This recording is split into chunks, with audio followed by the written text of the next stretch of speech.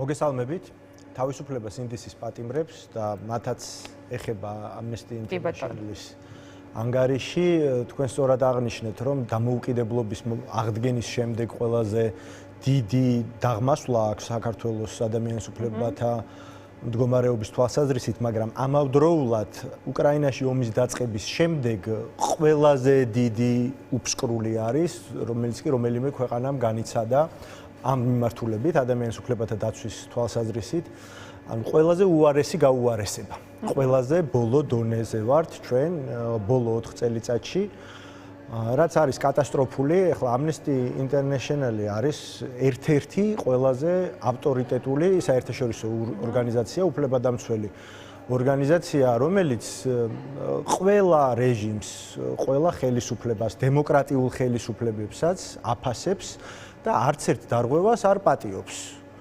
დასავლური ქვეყნებისაც, ხო, სადაც ცალკეული შემთხვევები არის ხოლმე. ახლა ქართულ ოცნებას უნდა რომ Amnesty International-იც ალბათ წარმოაჩინოს Deep State-ის ერთ-ერთ საცეცად.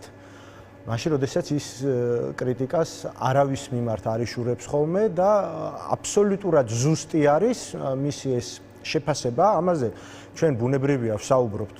ჩვენი პარტია, ზოგადად ოპოზიციური პარტიები, არასამთავრობო სექტორი, რომლის გაქრობასაც ცდილობენ და პრაქტიკულად მიაღწია ივანიშვილმა პოლიტიკური სპექტრი, რომლის აკრძალვასაც ცდილობს. თავისუფალი მოქალაქეები, აქ მოქალაქეების დონეზე არის, ხო, დასული. ამაზე ვსაუბრობთ, ეს არის ჩვენი კონსტიტუციური უფლებით სარგებლობის შინაარსი, ხო, როდესაც ვხედავთ, საით მიაქანებენ ამ ქვეყანას, ამაზე ღიად გამოვხატავთ ჩვენ აზრს, გამოვხატავთ აქციაზე, მშვიდობიან აქციაზე, სოციალურ ქსელში, ეგრე წოდებული სკროლვა, სკრინვის სამმართველო შექმნეს თავისუფალ მედიაში, რომელსაც ასევე უძიმეს პირობებში ამყოფებენ და დემონსტრანტები, რომლებზეც ძალადობენ. ან ყველა მიმართულებით საკანონმდებლო შტო მათ ხელშია და იღებენ დრაკონულ რეპრესიულ კანონებს, პოლიცია და ძალოვნები მათ ხელშია და აქციების დროს თუ შემდეგ ვიცით, ვნახეთ ბოლო კადრებიც, ხო, როგორ უსწორდებიან მშვიდობიან მოქალაქეებს, სასამართლო, რომელიც ჯიბეში ხავთ და შესაბამის აღსრულებას უწევს ამ დრაკონულ კანონებს და დეზინფორმაცია, რომელსაც ავრცელებენ ისინი თავიანთი რუპორების მეშვეობით, ხო? იმედი იქნება ეს პოსტივი, რუსთავი 2 თუ სხვა ონლაინ მედია საშუალებები. ანუ ყველაფერი, რასაც აკონტროლებს ქართული ოცნება, მიმართული არის ერთი მიზნისკენ. ავტორიტარული რეჟიმი კონსოლიდირდეს, დამყარდეს დიქტატურა და ეს ყველაფერი ხდება ადამიანის უფლებათა მსხვერპლშეწირვის ხარჯზე. ის, რაც საქართველოში ხდება, არის წარმოუდგენელი და ყველაზე ცუდ ბოროტ რეჟიმებში ხდება ხოლმე მსგავსი ამბები.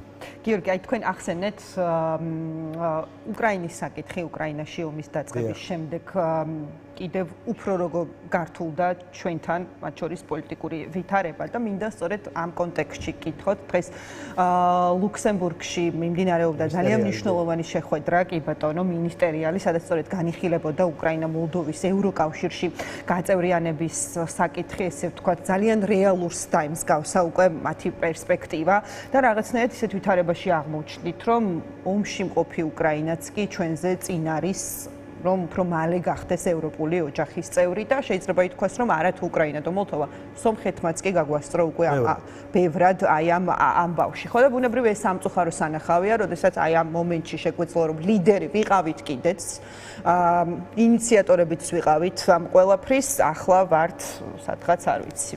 ფაქტობრივად კარგავთ აი ამ ყველაფერს. რა სიტყვით ამ საკითხთან დაკავშირებითაც ვისაუბროთ ამ თემაზეც? ეს უმნიშვნელოვანესი საკითხი არის დღევანდელი მინისტერიალი ლუქსემბურგში და თვითონ მისი შინაარსი, რასაც ეძღვნება უკრაინის და მოლდოვის პროგრესს ევროინტეგრაციის გზაზე და საქართველოს რეგრესს. ეს ცალ-ცალკე არ არის დასანახი, ჩვენ იქ უბრალოდ არ ვართ, სადაც ახლა უკრაინა და მოლდოვა. Amnesty International უკრაინაში ომის დაწყებას უბრალოდ დროის ათვლის წერტილად კი არა მიიჩნევს საქართველოს რეგრესისთვის, არამედ ქართულმა ოცნებამ ამ დროს სადა რომ უფრო მეტად ჩაბღაუჭებოდა თავის ძალაუფლებას. არჩევანი გააკეთა და მიმართა მთელი ეს თავისი ბინძური პროპაგანდისტული ნიაღვარი ომის შიშზე, ანტიუკრაინულ განწყობებზე, ანტიდასავლურ განწყობებზე, deep state-ზე საუბრობს, აქეთ მხარეს, ვინც არის ყველა უკლებლივ. ანუ ქართული საზოგადოება, არასამთავრობო სექტორი, თავისუფალი მედია, პოლიტიკური პარტიები, ყველანი თურმე ყოფილან მოღალატეები, ყველანი ყოფილან რადიკალები, პირდაპირ ასახელებს Amnesty International. მაშინ, როდესაც უკრაინის ომმა ამ უდიდესმა კატაკლიზმამ გახსნა შესაძლებლობის ფანჯარა, როგორც თავად უკრაინისთვის, ასევე მოლდოვისა და საქართველოსთვისაც მაშინ და ამან მოიტანა ბუნებრივია კანდიდატის სტატუსის მიღების შესაძლებლობა, რომელიც ესე ცალკეულად არ ხდება ხოლმე, ხო? ანუ ქვეყნები ესე პირდაპირ ვერ გამოიწვევენ ხოლმე რაღაცა ნაბიჯებს ევროკავშირიდან. ან რაღაცა უნდა მოხდეს. ამ შემთხვევაში ცუდი მოხდა, მაგრამ უფრო დიდ გეოპოლიტიკურ სურათში ჩაეწერა. ან რაღაცა ეტაპები აქვს ევროკავშირს. ნებისმიერ ქვეყანას როცა მოუნდება ამ პროცედურებს ესე ადვილად ვერ აჩქარებს ხოლმე. მაშინ, როდესაც აი ამ ტრიოში მანამდე, თუნდაც ქართული ოცნების ხელისუფლებაში მოსვლის პირველ პერიოდში, საქართველო იყო მოწინავე ქვეყანა. საქართველო იყო ქვეყანა, რომელმაც მიიღო უვიზო მიმოსვლა, მიიღო ასევე ღრმა და ყოვლის მომცველი სავაჭრო ურთიერთობა და შეთანხმება ევროკავშირთან, ასოცირების შეთანხმება მიიღო, ეს ნაბიჯები, რომელიც გადაიდგა, რომელსაც ძალიან ბევრი აქტორი ჰყავდა, ვისი დამსახურებაც ეს იყო და პირველ რიგში ეს იყო ქართველი ხალხი. აი ამ ყველაფრის ფონზე ჩვენ ჯერ კიდევ დავრჩით ამ ტრიოში, მაგრამ ვიყავით ბოლო ადგილზე და როდესაც ქართული ოცნების სპიკერები ამბობენ, რომ აი რითი გჯობია უკრაინა, რითი გჯობია მოლდოვა და რაღაცა პარამეტრებს რომ ასახელებენ ხოლმე, სწორედ უკრაინის ნაში ომის დაწყების გამო გაიხსნა ის პირველი შესაძლებლობის ფანჯარა, რომელიც ქართულმა ოცნებამ დაახურდავა საკუთარი ძალაუფლების გახანგრძლივებისთვის, სრულიად ბინძურ და სიყალბეზე დაფუძნებულ კონსპირაციის თეორიებზე დაფუძნებულ კამპანიაში, ომის შიშზე და გაემიჯნა უკრაინასაც, მოლდოვასაც, როგორ იქცეოდა ამ დროს მაია სანდუ, როგორ იქცეოდა ამ დროს ზელენსკი, ხო? მაშინ, როდესაც კანდიდატის სტატუსის მიღების შესაძლებლობა ჰქონდა ქვეყანას, სანდუ დადიოდა ყველა ევროპული დედაქალაქის სახელმწიფო კანცელარიაში და მართავდა იმ შეხვედრებს, რომელიც აუცილებელი იყო. მაშინ, როდესაც ქართული ოცნება ლანძღავდა ევროკავშირს, ლანძღავდა ევროპელ დიპლომატებს, ლანძღავდა ევროპული ქვეყნების ხელისუფლებებს, ძირს უთხრიდა, იღებდა იმ კანონმდებლობას, რომელსაც იღებდა ხოლმე. და იქ ძალიან ბევრი გაუარესება იყო, მე თქვენ შეგახსენებთ, საარჩევნო კანონმდებლობის გაუარესება იყო, არაერთი დასკვნა იყო ვენეციის კომისიის, პირდაპირ გვაძლევდნენ რეკომენდაციებს, რომელსაც იძახდა, რომ აი ვენეციის კომისია ეს არის პოლიტიკურად ანგაჟირებული. მე არ მოგცეს ჩვენ უпростоრედ როდესაც მიიღეს კანდიდატის სტატუსი მოლდოვამ და უკრაინამ, საქართველოს 12 პუნქტიანი გეგმა ჰქონდა. არ შეასრულა ის 12 პუნქტიანი გეგმაც. 3 პუნქტი იყო მხოლოდ შესრულებული და ქართველი ხალხის ბრძოლამ და იმის დანახვებამ, რომ ქართველ ხალხს უნდა ევროკავშირში. ეს არის რეალური ნება და არა ის, რასაც გამოხატავს ქართული ოცნება, მაშინდელი ხელისუფლება. აი ამან გადააწყვეტინა, რა თქმა უნდა, ევროპულ ბიუროკრატიას, რომლის დემონიზებასაც ცდილობენ, სწორედ რომ ქართველი ხალხისთვის პრაქტიკულად ავანსად გაეცათ საქართველოსთვის, იმიტომ რომ ქართველმა ხალხმა დაიმსახურა ეს კანდიდატის სტატუსი და ამას კიდევ დათქმები მოჰყვა, 9 დათქმა მოჰყვა, რომლებიც არ შეასრულეს, პირიქით ყველაფერი საპირისპიროდ გააკეთეს და ის 3 პუნქტი, რაც შესრულებული იყო, ისიც კი გააუარესეს.